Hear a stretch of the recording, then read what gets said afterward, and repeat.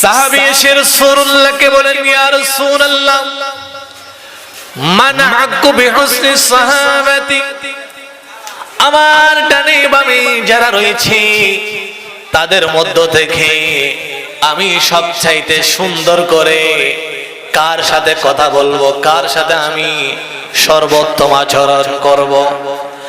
আল্লাহর নবী বলেন, উম্মুকা, তোমার মায়ের সাথে। ওই সাহাবী বলেন, ইয়া রাসূলুল্লাহ, এরপরে কার সাথে? সুম্মা মান, এরপরে কার সাথে করব? আল্লাহর নবী বলেন, উম্মুকা, তোমার মায়ের সাথে।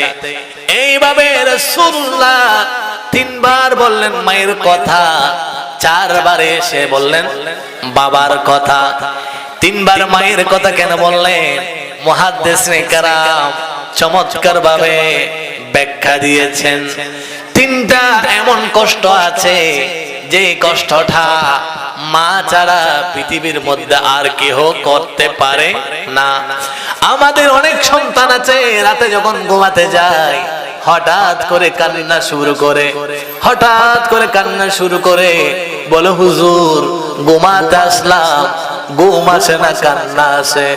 বলে এরকম হাজার রাত আমার বাবা আমার মা আমাকে নিয়ে নির্ঘুম রাত কাটিয়েছেন, আজকে মা বাবা খবরে।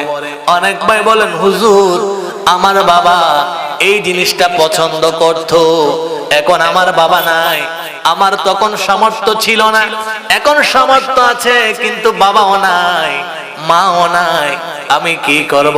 বলি ভাই, তুমি তোমার বাবার জন্য ইসালে সওয়াব করো। আমরা যদি চাই এই চট্টগ্রাম আগ্রাবাদ থেকে আমরা ঢাকার মধ্যে বিমানে যেতে পারি, হেলিতে যেতে পারি, আমাদের যেমন ইচ্ছা আমরা তেমন ভাবে করতে পারি। কিন্তু বাবারে, যার মা কবরে চলে গেল, যার বাবা কবরে চলে গেল, আপনার মায়ের কবরে বাবার কবরে পারে গিয়া যদি আপনি মা মা মা বলে 1000 বার চিৎকার করেন, আপনার মা কবর থেকে আপনাকে উত্তর দিবে না। আপনি যদি 1000 বার বাবা বাবা বলে চিৎকার করেন, আপনার বাবা আপনাকে সাড়া দিবে না।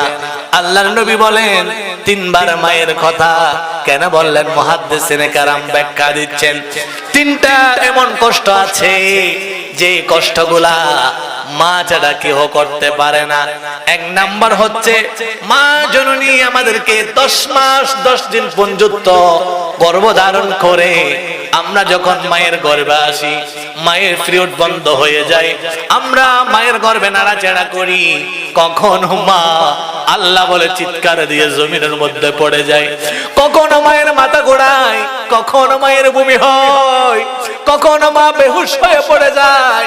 হাজার কষ্টের পর কষ্ট সহ্য করে 10 মাস আমাদেরকে গর্ভের মধ্যে রাখেন। ও বাবা, এটা আপনি বুঝবেন না মায়ের কি কষ্ট। আপনি যদি 1 কেজি 2 কেজি ওজনের ইট যদি আপনার পেটের সাথে বেঁধে রাখেন, একটা ইট যদি আপনি পেটের সাথে বেঁধে রাখেন, আপনি যদি 1 ঘন্টা 2 ঘন্টা থাকার চেষ্টা করেন, আপনি এরকম ইট নিয়ে পেটের মধ্যে থাকতে পারবেন না। কিন্তু একদিন নয়, 2 দিন নয়, আমার আপনার জনম দুঃখী মা 10 মাস 10 দিন আমাদেরকে গর্ভে লইয়া খেয়েছেন, রান্না করেছেন, কাজ করেছেন। এই জন্য আল্লাহর নবী বলেন, এই কষ্টটা কোনো বাবা করতে পারে না, কোনো পুরুষ করতে পারে না, কোনো পুরুষ সন্তানকে গর্ভের মধ্যে রাখতে পারে না। এই জন্য প্রথমবার আল্লাহর নবী মায়ের কথা বলেছে। 2 নম্বরের মধ্যে কি বলে? 2 নম্বরের মধ্যে মা যখন সন্তান প্রসব করে, এরকম আমার হাতে একটা হাড় আছে না, এই 1টা 2টা 3টা 4টা 5টা 6টা 7টা হাড় একটা একটা করে ভাঙলে যত কষ্ট হবে, এর চাইতে 1000 গুণ বেশি কষ্ট হয় একজন সন্তান মায়ের গর্ভ থেকে দুনিয়াতে আসার সময়। অনেক মা স্বামীর পা ধরে মাপছে, এনে স্বামী গো মাফ করে দিবেন। আমার বাবু 9 মাস হলো, ডাক্তার বলছে 15 তারিখ আমার ডেলিভারির ডেট। যখন আমার সন্তান দুনিয়াতে আসবে জানি না এরপর আমি আর বেঁচে থাকবো কিনা, কারণ হাজার হাজার মা সন্তানকে দুনিয়ার মুখ দেখাতে গিয়ে মৃত্যুবরণ করে। এজন্য আমার নবী বলেন, যারা সন্তানকে জন্ম দেওয়ার সময় যেই সমস্ত মা মারা যায়, আমার আল্লাহ তাদেরকে শহীদি হিসেবে কবুল করবেন। অনেক অনেক মা স্বামীর পা ধরে ক্ষমা চেয়ে নেই, ও স্বামী অনেক কষ্ট দিয়েছি, আপনি মাফ করে দিবেন। জানি না এই সন্তান জন্ম দিতে গিয়ে না জানি আমার মৃত্যু হয়ে যায়। এই যে এরকম একটা কষ্ট, এটা মা ছাড়া আর কেউ সহ্য করেন না, কোন পুরুষ সহ্য করেন না। এই জন্য আল্লাহর নবী দ্বিতীয়বার মায়ের কথা বলেছেন। তৃতীয়বার কেন বলেছেন? মুহাদ্দিসিনে কেরাম ব্যাখ্যা দিচ্ছেন, মা একদিন নয়, 2 দিন নয়, দীর্ঘ 2.5 বছর সন্তানকে বুকের দুধ পান করান।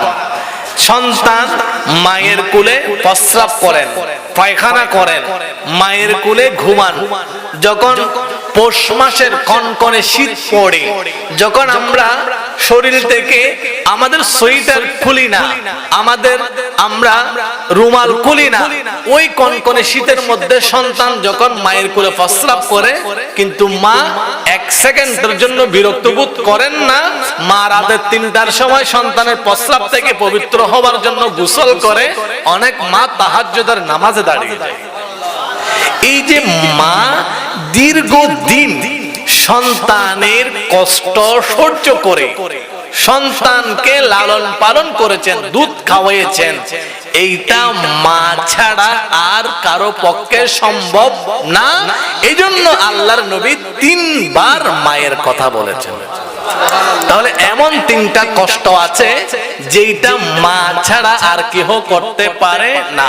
এই যুবক ভাইয়েরা, আল্লাহর নবী বলেন, হুমা জান্নাতুকা ওয়া নারুকা, মা বাবা আপনার জন্য জান্নাত, আপনার জন্য জাহান্নাম। মা যদি আপনার উপর খুশি থাকে, বাবা যদি খুশি থাকে, আপনি জান্নাতি। মা বাবা যদি আপনার উপর নাখুশ হয়, আপনি জাহান্নামী। শুধু তাই নয়, আল্লাহর নবী বলেন, উম্মত তোমরা যদি ওয়াইন নাযারতা, তোমরা যদি একবার তোমাদের মায়ের দিকে দৃষ্টি দাও, আমার আল্লাহ একবার দৃষ্টি দেওয়ার কারণে তোমার আমল নামার মধ্যে একটি কবুল হজের সওয়াব লিখে দিবেন। একজন সাহাবী বলেন, ইয়া রাসূলুল্লাহ, আমি যদি চাই একদিনে আমার মায়ের দিকে বাবার দিকে আমি 100 বার নজর দিতে পারি, 100 বার দেখতে পারি।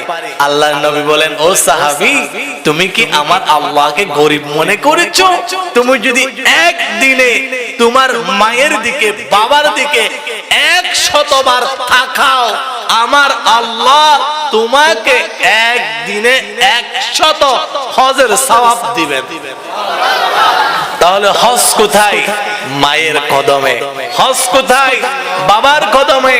আল্লাহ কোথায়? নবী কোথায়? আল্লাহ রাজি কোথায়? বাবার কদমে। বাবা যদি রাজি হয়, আল্লাহ রাজি। বাবা যদি রাজি হয়, মা যদি রাজি হয়, আমার রাসূল রাজি। আর যদি মা বাবা যদি সন্তানের উপর নারাজ হয়, তাহলে তার উপর আল্লাহ এবং আল্লাহ রাসূল নারাজ। কিন্তু এমন একটা সময়ে ওয়াজ করছি, এমন একটা সময়ে আমরা কথা বলছি, যেই সময়ের মধ্যে নিজের পেটের সন্তান আপন বাবাকে 9 টুকরা করে, 9টা টুকরা 9 জায়গার মধ্যে রাখে। এই যে গত সপ্তাহের ঘটনা, সিবিসের মধ্যে নিজের আপন সন্তান সম্পদের জন্য বাবার পুরো বডিটা 9 টুকরা করে 9 জায়গার মধ্যে ফেললো। এর চাইতে আরো কঠিন একটা কথা হচ্ছে, একদিন দেখলাম নিজের আপন সন্তান বাবা মারা গেল, ওই সম্পদ কেন দিয়ে যায় নাই, এই জন্য বাবার কবরটা করে ফেলতেছে। আল্লাহ তাআলা এমন কুলাঙ্গার সন্তান দেখে আমাদের মা বাবাকে হেফাজত করুক। তো এগুলো সন্তান করছে কারণ আপনি সন্তানকে রাসূলুল্লাহর আদর্শ শিক্ষা দেন নাই। আগে মা বাবার কর্তব্য হচ্ছে সন্তানকে রাসূলুল্লাহর আদর্শ শিক্ষা দেওয়া।